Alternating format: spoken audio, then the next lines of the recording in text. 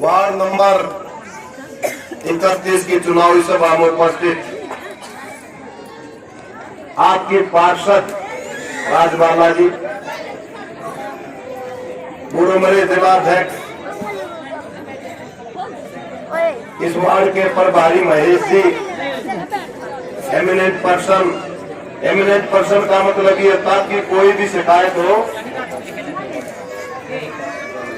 पूर्व पार्षद बालाजी, ये तो दोनों मिलकर तो पता नहीं धूम में ठा देंगे। इन्हें शेखावत जी, सुरेंद्र शर्मा जी, रणबीर जी, इस प्रोग्राम के आयोजक हुड्डा साहब परसों भी हमारे थे, जब भी कार्यक्रम ये कर रहे थे। मेरे बुजुर्गों जगबीर हुड्डा जी, जगबीर फौजी जी जो आयोजक है जी, जो आज के आयोजक है जी। मेरे बुजुर्गों, नौजवान साथियों, प्यारे बच्चों में मातृशक्ति, मेरे से पहले एक बार 2 मिनट चुप हो जाओ जी, बस फालतू समय नहीं ना। इलेक्शन के आज 16 तारीख होगी, 2 दिन बीच में बचते हैं। हम लगातार कार्यक्रम कर रहे हैं, 2.5 महीने से मैं यहां पर हूं। अभी हम 11 नंबर का प्रोग्राम करके आए तो मैंने वहां पे एक बात कही थी कि भाई मैंने इसे बड़ी जनसभा नहीं देखी, और आधे घंटे के बाद वो बात झूठी होगी, इससे बड़ी मैंने कहीं भी नहीं देखी। मैं 100 से ऊपर जनसभा कर चुका, और बहादुरगढ़ की खूबसूरती है कि वहां पे मात्र शक्ति हर प्रोग्राम में ज्यादा होती है, यहां भी ज्यादा बैठी है, और जब ये निकल के चलती है तो जीत को कोई रोक नहीं सकता। चेयरपर्सन में सरोज राठी जी और यहाँ पे राजबाला जी, और ये सारी दोनों मिलकर बैठी है, ताकत बैठी है मेरे सामने, और ये तय मान के चलो ये जीत निश्चित है। लेकिन उसके लिए हमें संघर्ष करना पड़ेगा। 2 दिन अपने आप से संघर्ष करना पड़ेगा, लोगों से संघर्ष करना पड़ेगा, हर जगह जाना पड़ेगा, लोगों को मनाना पड़ेगा, भाईचारे के बारे में बताना पड़ेगा, और ये तय करना पड़ेगा कि 19 तारीख को सुबह जब वोटिंग शुरू होगी तो हमने सब ने पार्षद के लिए भी कमल का फूल दबाना है, और चेयरपर्सन के लिए भी कमल का फूल दबाना। हरियाणा सरकार ने पहली बार चेयरपर्सन के लिए, चेयरमैन के लिए सीधा इलेक्शन कर दिया। पहले मेयर चुनते थे, मेयर चेयरमैन चुनते थे, और हर बार 5-6 महीने के बाद तकलीफ होनी शुरू हो जाती थी। लेकिन जो चेयरपर्सन चुनी जाएगी वो 5 साल तक बहुत ताकतवर होगी और सारे काम करने का काम करेगी। बुजुर्गों, नौजवान साथियों, अभी राजबाला जी ने कई बातों के बारे में चर्चा करी, बुढ़ापा पेंशन के बारे में, राशन कार्ड के बारे में, सीवर के बारे में, रोड के बारे में, वाटर सप्लाई के बारे में, लाइटों के बारे में। जहां तक पेंशन का ताल्लुक है, जिसकी मासिक आय 1 लाख, वार्षिक आय 1,80,000 से कम है, फैमिली का कार्ड बढ़ चुका है, फैमिली पहचान पत्र, 60 साल की जितनी उम्र होगी 1 महीने पहले कार्रवाई शुरू हो जाएगी,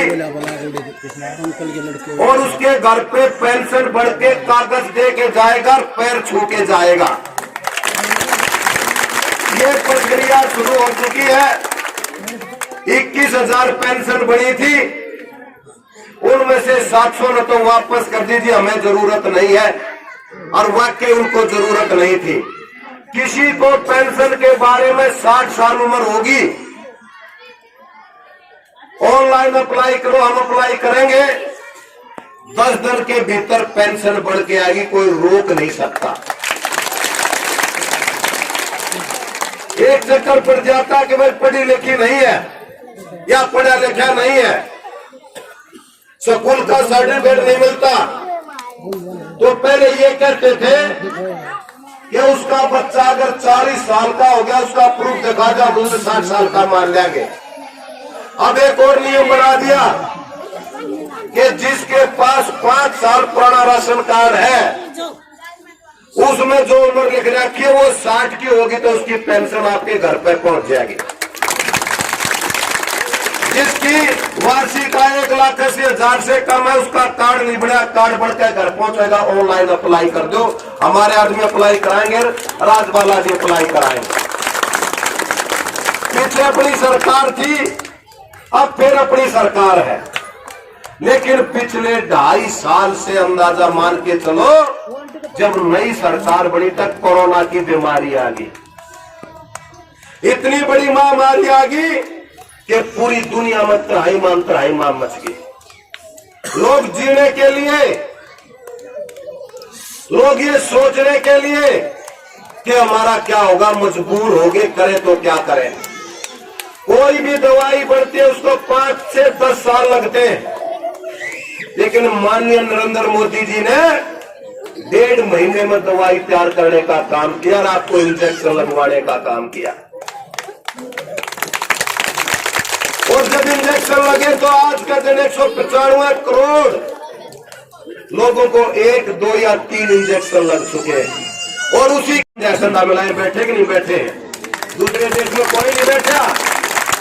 वहां भी कोरोना है, वो देश हमसे पैसे में भी आगे है, वो देश हमसे क्षेत्रफल में भी आगे है, वो देश हमसे मेडिकल सुविधाओं में भी आगे है, फिर भी वहां पे मौत ज्यादा हुई, यहाँ पे मौत कम हुई।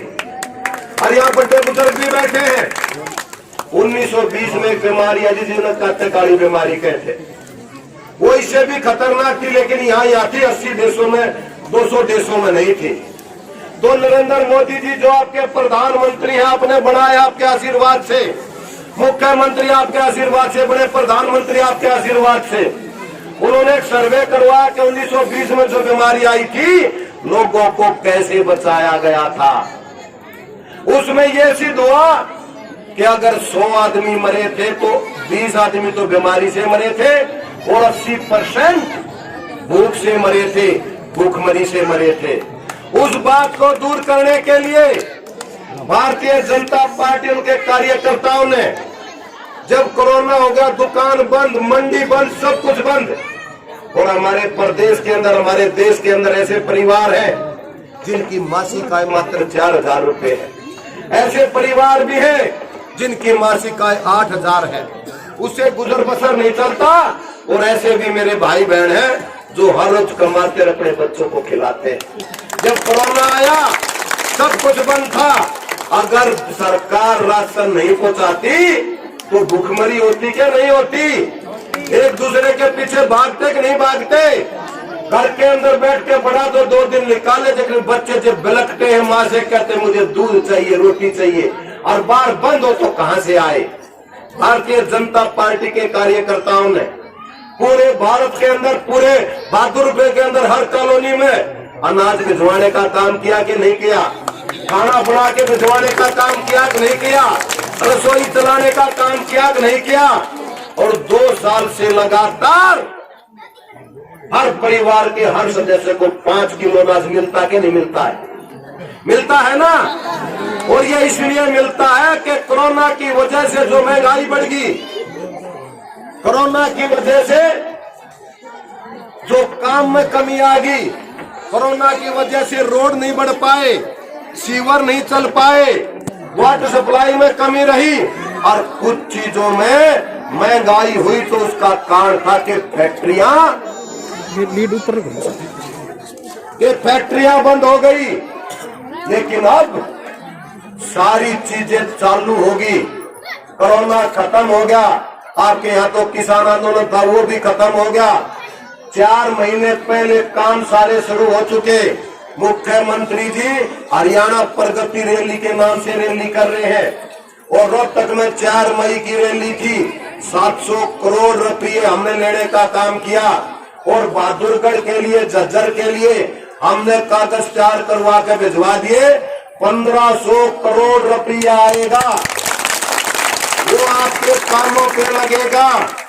कच्ची कॉलोनियों को पक्का किया जाएगा, रोडों को ठीक किया जाएगा, पानी की व्यवस्था होगी, सीवर की व्यवस्था होगी, और सबसे बड़ी बात, आम नागरिक को जो भूखमरी का सामना करना उस टाइम पड़ा था, जो सरकार ने अपनी जो योजना शुरू की थी उसको भी यूपीयू निरंतर बढ़ाने का काम सरकार ने किया है, और भी बढ़ाने का काम, सुविधा देने का काम करेगा। रोजगार की बहुत बड़ी समस्या है। हमारे युवा यहाँ पे खड़े, हमारे बुजुर्ग बैठे हैं, खड़े हैं, माताएं बैठी, बहनें बैठी है, लड़कियां ने चिंता नहीं, लेकिन उसके माँ बाप ने चिंता के बेटे को नौकरी मिलेगी तो गुजर बसर चलेगा, क्योंकि बच्चों को तो पता माँ बाप के होटल में रोटी मिलने लग रही। सरकार मेरिट पे नौकरी लगाती है, लेकिन मात्र हरियाणा प्रदेश की जनसंख्या 2.5 से 3 करोड़ के बीच में है, नौकरियां मात्र 3 लाख है, हर एक के बच्चे को नौकरी नहीं मिल सकती। तो सरकार ने रोजगार मेले शुरू कर रखे हैं, हर वार्ड सतर पे और ब्लॉक सतर पे रोजगार मेले लगते हैं, उसमें बगैर इंटरेस्ट के, बगैर ब्याज के पैसा मिलता है।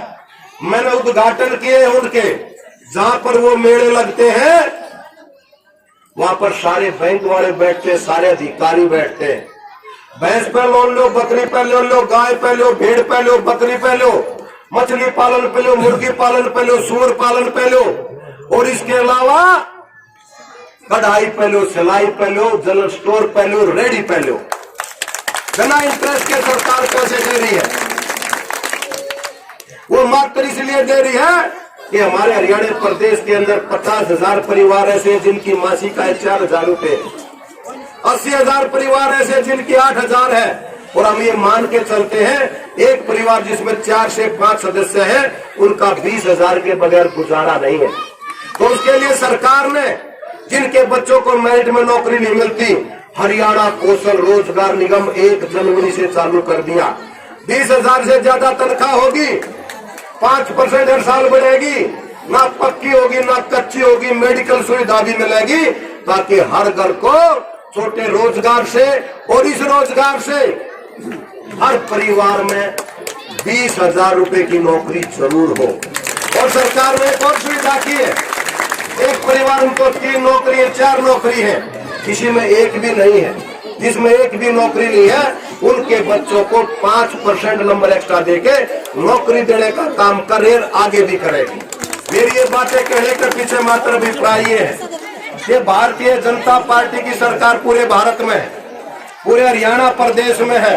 अगर ये छोटी सरकार आप बहादुरगढ़ की बनाओगे, आपकी चेयरपर्सन सरोज राठी होंगी, आपकी पार्षद राजबाला जी होंगी, और अभी एक साथी कह रहा था ज्यादा वोट जिताओगे तो वाइस चेयरमैन भी हो सकती है।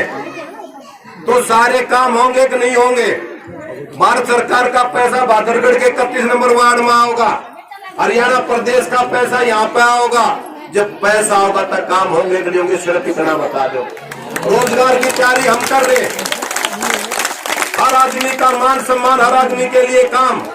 अगर नरेंद्र मोदी जी कोरोना के दौरान जो कांग्रेसियाना कहते हैं बीमारी, तो भारतीय जनता पार्टी की बीमारी है, बीजेपी की बीमारी है, लोगों को बहकाने का, फरगड़ाने का काम किया था, मजदूरों को यहाँ से भूखे पेट भगवाने का काम किया था। अगर इन कांग्रेस की दूसरी पार्टियों की मानते तो देश में वो हालात होते कि सारी दुनिया तमाशा देखती भारत की। आज सारी दुनिया नरेंद्र मोदी की तरफ देखती है, और इस आज से देखती है कि इस आदमी ने पूरे भारत को बदल दिया, दुनिया को बदल दिया। आप उसके नेतृत्व में, माननीय प्रधानमंत्री के नेतृत्व में सारी चीजें चलती है, और वो प्रधानमंत्री आपके आशीर्वाद से बड़े हैं, मुख्यमंत्री आपके आशीर्वाद से बड़े हैं, यहाँ चेयरपर्सन बढ़ेगी तो आपके आशीर्वाद से बढ़ेगी, और राजवाला बढ़ेगी तो आपके आशीर्वाद से बढ़ेगी। और जब बड़ों का आशीर्वाद हो, छोटों का प्यार दुलार हो, तो ये मान के चलना ये पार्टी की नियत और नीति और रवायत है कि हर आदमी का काम, हर आदमी का मान सम्मान, सबका विश्वास, हर आदमी को साथ लेकर चलने की अगर कोई पार्टी है तो आपकी अपनी पार्टी भारतीय जनता पार्टी है। मेरे बुजुर्गों, नौजवान साथियों, आगे 4 कार्यक्रम और है, 10 बजे के बाद भाषण भी नहीं दे सकते, ये भी साथ में मजबूरी है। मन तो बहुत था बोलने का, इतनी जनता देखकर राजनीतिक आदमी का तो वैसे मन कर जाता है, लेकिन ये जनता ये तय कर रही है कि यहाँ पे 3200 के करीब वोट है और 2500 वोट पड़ेंगे या 500-600 बैठे हैं, एक एक परिवार से दो भी हो तो वोट 4-4 है, तो सारी वोट में ये मान के चलता हूँ राजबाला जी की है और उधर से सरोज जी की है। लेकिन इसके लिए आपको संगठित होकर एकत्रित होके लोग आएंगे, झूठा आश्वासन देंगे, झूठी बातें करेंगे। काम वही कराता जिसकी सरकार होती है। 2.5 साल आपकी सरकार है और आगे 5 साल और बढ़ेगी। वो आदमी झूठ बोल कर वोट तो ले सकते हैं, लेकिन फिर काम के लिए पछताना पड़ेगा। तो हमारी सबकी जिम्मेवारी है कि आप राजबाला जी को भी जांचो परखो, हमें भी जांचो परखो। कोरोना के बाद जो हालात पैदा हुए हैं उनके छोड़ के अगर बात करेंगे तो बहुत काम हुए हैं और आगे भी काम करेंगे। यही प्रार्थना आपके बीच में करने के लिए आए हैं। अगर कोई गलत शब्द निकल गया हो तो माफी चाहूंगा। आप सबका बहुत बहुत धन्यवाद। मैं मंगल साहब से एक रिक्वेस्ट करना चाहता हूँ। अभी 8:40 हुए हैं, लेकिन 5 मिनट का हमारे को और समय दें। आपके बीच में पीछे लखा के देखो, घर के ऊपर का तारदारी है, वहाँ पे करंट बढ़ता है, घर के अंदर वो निकल कर भागते हैं। हरियाणा प्रदेश के झज्जर जिले के बहादुरगढ़ में बैठे हाई टेंशन तार बहादुरगढ़ के हर कॉर्नर से निकल रही थी। 60-70 हमारे परिवारों में से लोगों की डेथ हुई थी। 5 करोड़ रुपए का बजट बनाकर उनको बदलवाने का, शिफ्ट कराने का काम किया। उनमें से कुछ पैसा बच रहा है, दूसरे की भी सैंक्शन ले दी है। ये तो छोटी तारें वो बड़ी तारें जा रही थी। जिस तरह की तारें, आप चिंता ना करो, ये मेरी गारंटी है 100% बदलवाने का काम, 100%, 100%। आपका आशीर्वाद रहेगा तब भी ना रहेगा तब भी ये तार जरूर बदलेगा। आप सबका बहुत बहुत धन्यवाद।